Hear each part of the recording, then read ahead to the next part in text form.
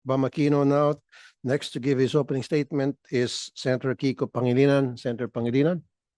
Maraming salamat, Mr. Chairman. Magandang umaga sa kanilang lahat.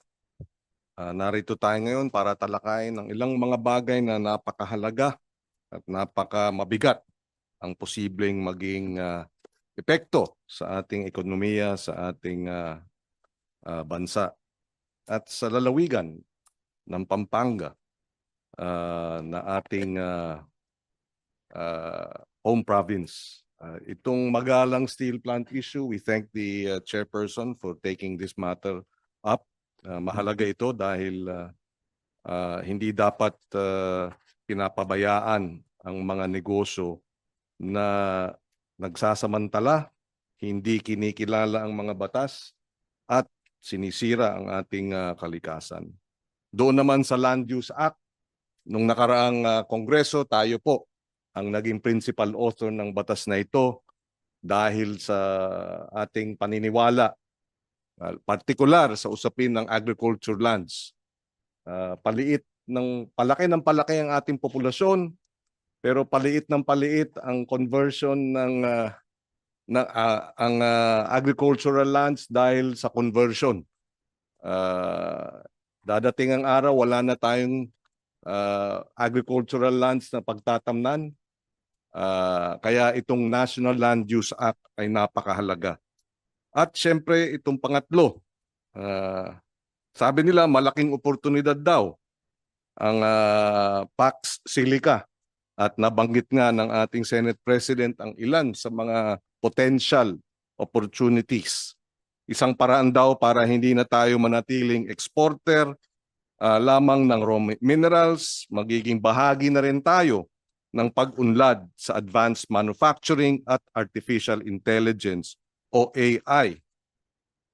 Sabi rin nila kapag tayo po ay naging mas advanced sa AI technology, yung BPO industry diyan maaring mag-graduate sa usapin ng mga kinakailangang trabaho dito sa nasabing industriya.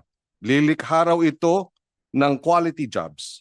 Lalakas daw ang posisyon ng Pilipinas sa mga strategic global supply chain.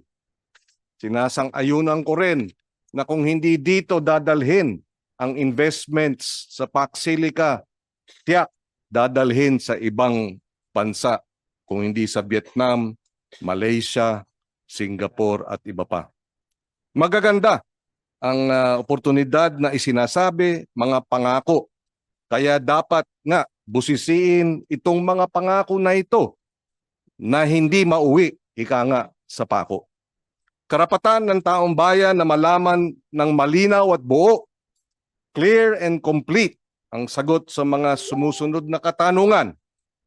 Ano ba talaga ang Pax Silica? Ano ang hinihingi nito sa Pilipinas at ano mismo ang mapapala ng sambayanang Pilipino kapalit nito? Right now, I think medyo yung information drive ng gobyerno ay kulang dahil maraming agam-agam ang ating mga kababayan dito.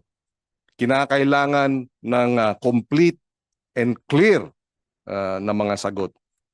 Ano ang pangalawang tanong? Ano ang malinaw na mga pangako pagdating sa tubig, enerhiya, trabaho, local processing ng mga mineral at technology transfer? Tanong, matututo ba tayo o natuto na ba tayo sa karanasan noong 1970s pa lang? Narito na ang Dell Technology at Texas Instruments. Pero anong nangyari sa technology transfer? Hindi nangyari yung technology transfer dahil ano ang sinabi ni Senate President? Low value jobs pa rin. Kahit na dekada na silang naririto. Natuto na ba tayo sa ganong klaseng investment at karanasan? At pangatlo, ano-anong mga pananggang or safeguards ang ilalagay para maprotektahan ang soberenya ng Pilipinas, ang ating likas yaman, ang ating mga magsasaka, mga katutubo at mga karapatan ng mga komunidad? Ito ba at ang huling katanungan ay tunay na magandang oportunidad o isang posibleng maging man-made na kalamidad? Wag naman sana. At dahil dito, handa tayong makinig sa ating mga kasamahan sa gobyerno, sa ating mga sektor na apektado, sa ating mga private sector representatives para magkaliwanagan tayo. Sabi ko nga sa bandang huli, ang PAC-SILICA dapat nakasentro sa tao, bukas at transparent, naaayon sa batas, responsable sa kalikasan at tunay na kapaki-pakinabang sa mas nakakarami, hindi lamang pagkakakitaan ng iilan. At kung iilan lang ang makikinabang, hindi tayo magdadalawang isip na tutulan ito o kaya ayusin ng husto para talagang ang makikinabang ay ang mas nakakarami at hindi iilan lamang. Thank you, Mr. Chairman. Thank you very much, Senator Kiko Pangilinan. Next to give her opening statement is Senator Amy Marcos. Senator Marcos. Maraming salamat sa ating mahal na chairman sa mabilis na pagtugon dito sa mga resolusyon. At yun nga, kahit tunog ng tunog ang ating mga cellphone dahil binabaha pati dito sa labas ng Senado, tayo ay nagmi-meeting at nagtatrabaho. Tama lang po dahil nung Abril, napirmahan na ni Yusek Perry na narito ng DTI yung PAC-SILICA Declaration.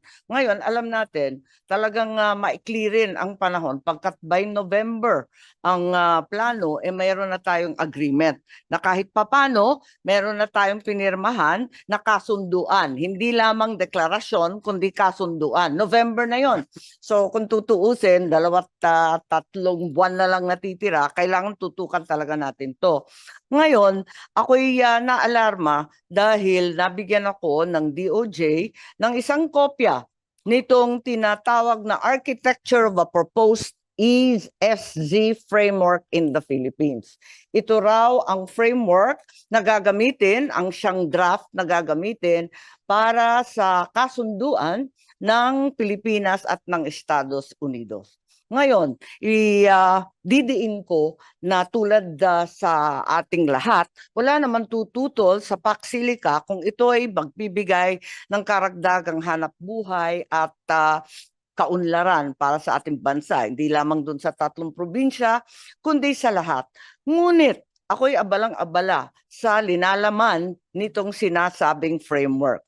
Unang-una, nais kong tanungin, pero nandito ba yung DOJ? Parang wala. Dahil kasi, ito, may kinalaman na sa ating soberanya at sa jurisdiction. Andito, very clearly, all kinds of issues na pinoproblema ko, no? Dahil unang-una, hindi ko malaman kung totoo to. At sa pakiwari ko, ito'y galing sa New York o sa ibang bansa. So, kumbaga, dapat nag-draft rin tayo ng sarili natin, ano? At ikalawa, ano na ba ang status nitong framework negotiations? Kasi para sa atin, para sa akin at sa lahat ng pinabasa ko, ito ay tutol sa ating saligang batas at maaring tutol din sa iba't iba pang batas. At pwede sana bigyan kami ng terms and conditions at ang lengguwahe po nito ay talagang banyaga. Constitutional fee simple ownership ng isang bagong dambuhalang korporasyon na nangangalang Landco. May land ko dito sa Pilipinas pero ibang land ko to, 60% daw ay magiging Filipino-owned, 40% ay American joint venture. Nagtataka ako kasi yung lupa hindi naman pala babayaran. Ayan, masamang balita sa mga kapitan at kay Mayor Rodriguez. Dahil eto nga, bakit ganito to? Hindi ba dapat BCDA na lamang o kung sino ang nais magbenta? Pagkalaki-laki ng lupa, 1,619 hectares na hahawakan ng 99 years pero may karugtong na sa pagkatapos nitong 99 years, andun pa rin sila. Hindi daw pwedeng guluhin. At eto nga, hindi ba dapat gobyernong Pilipino na lamang ang humawak niyan? Pagkatapos sa bayaran ng fair market value ang sino mang gusto magbenta. Pagkat ang narinig ko sa mga taga-barangay, pati sa ating mga ita, babayaran lang daw ng 300,000 pesos ang unang 5 hectares. Kung lumampas ng 5 hectares, wala na raw silang budget. Bigay na lang daw nila. Paano naman yun? At eto nga, holy at burial ground ng ating mga katutubo, yung ibang nasasakupan, medyo nakakaabala din yan. At bakit naman tayo magbibigay ng pagkalaki-laking lupa ng libre dito sa joint venture na siya na rin ang mamumuno? Ang nandito sa framework po, ang pakaliwanag, may master tenant na siyang mangangasiwa sa lahat ng sublease and the entry and of companies and the construction of facilities. Ano ba ang nasyonalidad nitong master tenant or JV na to? Pagkatapos noon, meron pang paglilikha ng Pax Silica Court of Commerce in New York. Ang sakop ba nito commercial contracts lamang o talagang isusuko na natin ang batas Pilipino at ang korteng Pilipino sa New York? Parang nakakakaba naman yata to. Ang sabi kasi exempted na daw sila sa iba't iba pang batas at hindi sasakupin. Ang sabi pa, yung governing or oversight body, itong Pax Silica Court, meron pang 4-member zone joint committee na ang members ay landowner, kung sino man yon, dahil hindi ko naintindihan kung sino yung landowner, yung master tenant, itong JV na to, yung US Department of State, at iisa lang yung Philippine government sa 4 na yan. Ano ba ang kapangyarihan ng mga ito? Pagkatapos nga, palibhasa ito ay hearing ng critical minerals at environment, hindi binabanggit na sakop din ng deklarasyon ng Pax Silica ang processing ng rare earth. Ngayon, ang processing na yan, alam po natin, ay very, very toxic at kung minsan radioactive. Payag ba ang mga taga-kapas na sila ang i-expose sa kung ano-anong mga minerals na yan? Sa kabila ng pagnanais natin, ng development, ng kaunlaran, ng trabaho, wag po tayo magpadala. Higit sa lahat, ano ang national security implications po nito? Ako ay naniniwala na kailangan malaya ang foreign policy ng Pilipinas. Huwag tayong kakampi sa isa o sa kabila. Ituturing ba ito ng China ng expansion of EDCA facilities through civilian development?